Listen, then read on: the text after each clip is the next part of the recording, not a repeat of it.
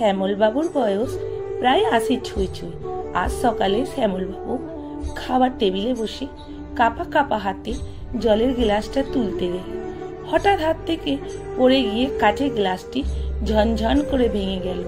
সঙ্গে সঙ্গে বৌমা মৌমিতা রান্নাঘর থেকে দৌড়ে এসে ঝাঁঝালো গলায় বলল, দিলেন তো আমার এত সুন্দর কাচের গ্লাসের সেট থেকে একটা ভেঙে।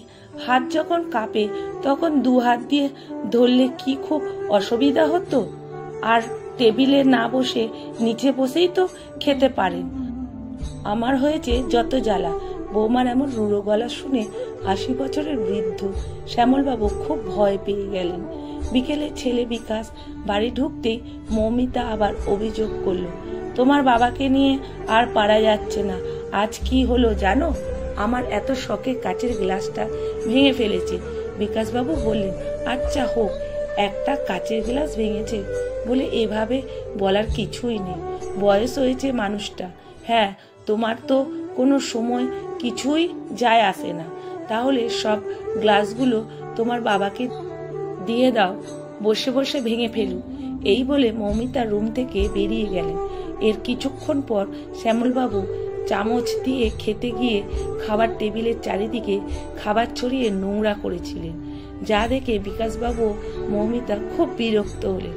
মৌমিতা এবার বিকাশবাবুকে বলল, এইগুলো কে পরিষ্কার করবে বলো তো? রোজ রোজ কাল থেকে বাবাকে নিচে খেতে দেব।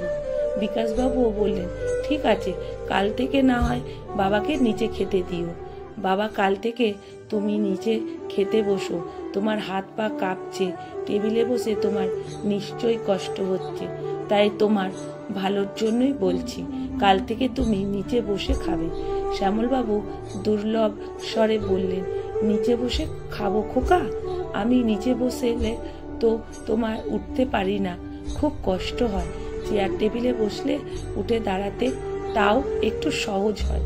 বিকাশবাবু বললেন, তুমি টেবিলে সব খাবার ছড়িয়ে ছিটিয়ে ফেলছো, কাচের গ্লাস ভাঙছো, প্লেট ভাঙছো, একটু কষ্ট হলে হবে। কাল থেকে তুমি নিচে বসেই খাবে। শ্যামলবাবু খানিকটা কষ্ট পেয়ে বললেন, ঠিক আছে খোকা, তোর যেটা ভালো বুঝিস, আমি কাল থেকে নিচে বসেই খাবো। পরের দিন মৌমিতাকে দেখা গেল শ্যামলবাবুকে কাগজের প্লেটে করে খাবার খেতে দিলেন। শ্যামলবাবু সত্যি খুব কষ্ট পেলেন, কিন্তু কিছু বললেন না, চুপচাপ খেয়ে নিলেন। মনে মনে শুধু ভাবলেন, খোকা যখন ছোট ছিল কত জিনিস এলোমেলো করেছে, কত জিনিস ভেঙেছে, কত খাবার ছড়িয়ে ছিটিয়ে। কই কখনো তো আমরা এমন করিনি। তার ছল ছল চোখে খাবার খেতে লাগলেন। দাদুর সাথে এমন ব্যবহার 5 বছরের নাতি অংশু সবাই দেখেছি। একদিন দুপুরে অংশু কাগজ নিয়ে যেন কিছু একটা বানানোর চেষ্টা করছিল, কিন্তু কিছুতেই পারছিল না। তাই দেখে বিকাশবাবুর কাছে গিয়ে জিজ্ঞেস করলেন, কি হয়েছে বাবু, তুমি কি বানাচ্ছ? বাবা দেখো না, আমি এই কাগজ দিয়ে থালা বানানোর চেষ্টা করছি, কিন্তু কিছুতেই পারছি না। কেন, তুমি কাগজ দিয়ে থালা বানাচ্ছ কেন? কাগজের থালা তোমার কি হবে? অংশু সরলভাবে উত্তর দিল, কাগজের থালায় তোমাদের খেতে দেবো। তুমি আর মা যখন বুড়ো হয়ে যাবে দাদুর মতন, তখন তোমাদের এই কাগজের থালাতেই খেতে দেবো, তাই তো বানাচ্ছিলাম থালাগুলো। ছেলের মুখে এমন কথা শুনে বিকাশবাবু কোনো শব্দ না করে উঠে গিয়ে সোফায় বসলেন। কাছে এসে মৌমিতাও বসলো। 5 বছরের ছোট্ট ছেলের এই কথাটা যেন মুহূর্তের মধ্যে দুজনের হৃদয়কে ভেঙে চুরমার করে দিল। তারপরে বুঝতে পারলেন তাদের ব্যবহারটা ছিল ভুল। মৌমিতা নিজের ভুল বুঝতে পারলেন। পরের দিন থেকে শ্যামলবাবুকে আবার আগের মতন টেবিলে খাবার খেতে দিলেন, কাচের গ্লাসে জল খেতে দিলেন। শ্যামলবাবু এখন খাবার ছড়িয়ে ছিটিয়ে ফেললেও কেউ আর বিরক্ত হয় না। বিকাশবাবু এবার বাবার হাতটা ধরে বললেন, আমাদের ভুল হয়ে গেছে বাবা, আমরা আমাদের ব্যবহারের জন্য ক্ষমা প্রার্থী। আমার 5 বছরের ছেলে আমাদের ভুল ভেঙে দিয়েছে। আজ থেকে তুমি আর কোনোদিন নিচে বসে খাবে না, আমাদের সঙ্গে টেবিলে বসে খাবে।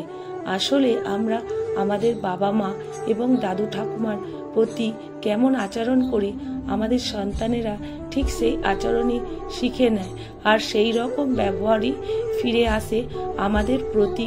তাই তাদের প্রতি যত্নশীল ও শ্রদ্ধাশীল হওয়া আমাদের কর্তব্য, আমাদের ভবিষ্যতের ভালোবাসার জন্য।